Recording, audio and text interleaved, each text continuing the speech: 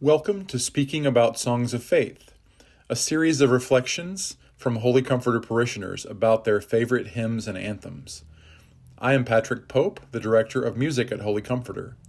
Today I have the privilege of interviewing Carrie Madsen for the first of 6 interviews to be shared during the Lenten season. Carrie, welcome to Speaking About Songs of Faith.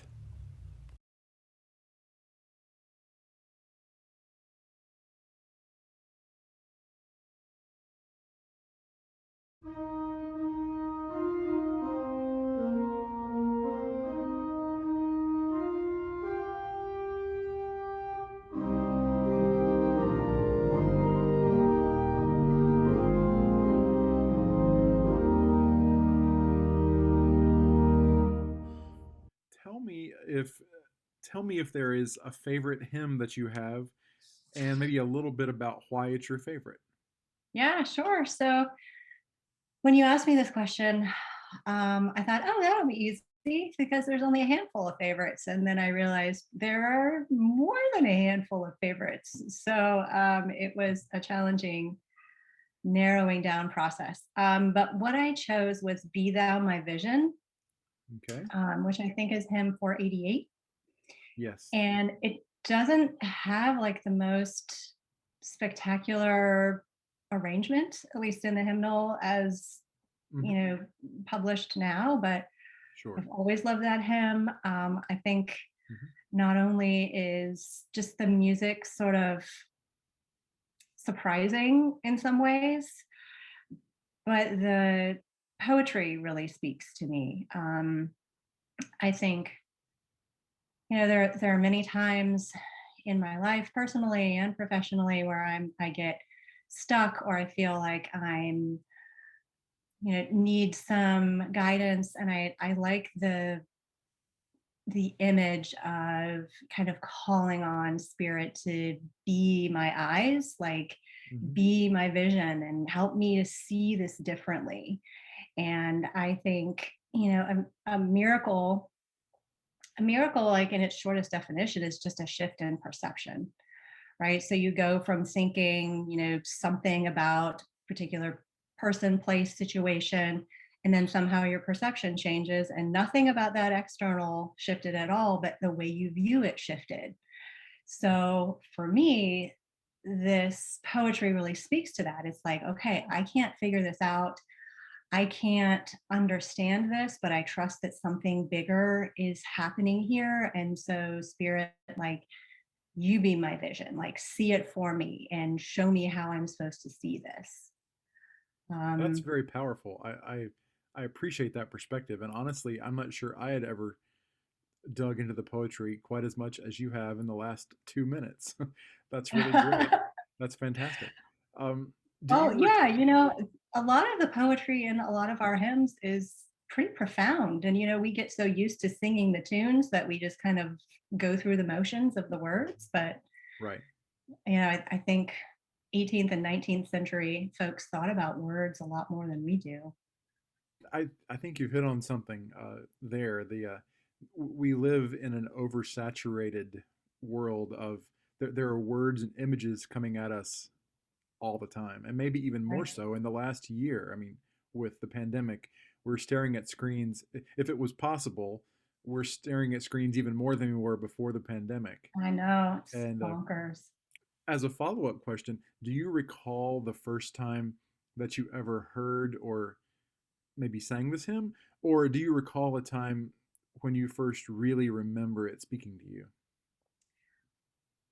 So I grew up in the Episcopal Church, and so most of these hymns I can't remember the first time I sang them. Hmm. Um, but with this particular one, it's spoken to me always, but it comes to me kind of in transition periods, I think, in my life. And so this one, um, I had actually picked out a kind of acoustic version to be played at my wedding Hmm. a while back, 5 years ago. And at that point, I revisited the poetry and was like, "Oh, this is why I love this tune," you know. Hmm. So it moves me from a musical perspective. Like I just think it's really Yeah. kind of haunting. And my maiden name is McLean, and so we've got this Scottish heritage, and anything that's Celtic, Right. I feel a connection to. So yeah, I think the music really moves me, and you add layer on the poetry, and um, it stands out. That's fantastic. You're the second interview that I've done in the last few days, and there's already a common thread of how it's the marriage of the music and the poetry that have these powerful. It's the power of the two wedded together that is exceptional. Hmm. So I appreciate that you're illuminating that thread a little bit. Do you Yeah. have any other sort of any other associated thoughts or memories around Be Thou My Vision that you want to share? Anything else to sort of dig a little deeper? Mm, not really on that one. I mean, I can, Mhm. when you asked the question, several popped into my head associated with memories. Like I remember Lift High the Cross Mhm. was one that we sang, like every Easter, of course. But I remember I had progressed through being an acolyte to being the crucifer Yes. when I was an adolescent. And the first time I was crucifer was on Easter Sunday. Mhm. And we were singing that as the processional. And I just remember feeling like this real sort of dramatic, theatrical lift high the cross. Like Sure. it just actually just gave Mhm. me goosebumps talking about it. But Really? Yeah. yeah, I remember that. It was really kind of a neat moment. Yeah. And there are so many others. Our church was very musical, and so the people who were standing around me, I would hear my best friend's family. The father would do the bass, and the mother would do the alto, and my dad was doing tenor, and my mom and I were doing soprano. So it's like we had this quartet, like right in our two pews. That's It was, fantastic. So yeah. you grew up in a musical family, it sounds that way. Not professionally musical by any means. Mhm. I think Right. I was the only one who ever pursued it academically. But yeah, like my mom plays the harp, and my dad has been listening to. I mean, some of my earliest musical memories of my dad were listening to Bach and Handel and Mhm. that kind of thing. So yeah, I had lots of exposure to that um, growing up. Where did you grow up? I grew up in Blacksburg, Virginia. There's something to be said for, I think you've touched on a strand that I'd love to tease out with other people too. Music as a formative experience. I mean, it obviously formed you in your Episcopal, in your church family, specifically the Episcopal church you grew up in, but also, throughout the stages of your life, you found music has helped shape your experiences and maybe Mhm. even give voice to the experiences you're having in ways you maybe couldn't put into words otherwise. It definitely has played a role.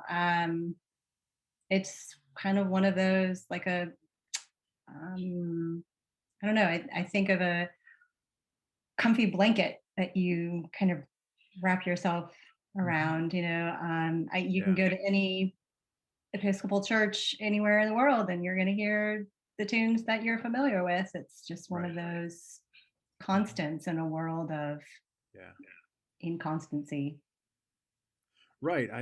It's yes. I think that there's truth to that too. And in some ways, it's comforting to know that, if you do walk in, if you find a church that has the Episcopal shield on the door or a sign out front, there's comfort in knowing you can walk in and you'll probably find something familiar Right. that you can hold on to, and it will give you some strength. And I think that's one of the benefits of, um, well, really any major denomination. But I think the fact that there is a quote Episcopal hymnal, and Mhm. we have a Book of Common Prayer. I think it's an important strand that kind of holds us all together. Mhm. Yeah, I agree. Be thou my vision, O Lord of my heart. All else be not to thee, see as thou art. Thou my best thought, by day or by night, waking or sleeping, thy presence my light. Be thou my wisdom, and thou my true word. I ever with thee, and thou with me, Lord. Thou my great Father, thine own ray I be. Thou in me dwelling, and I one with thee. High King of heaven, when victory is won, may I reach heaven's joys, bright heaven's sun. Lord of my heart, whatever befall, still be my vision, O ruler of all.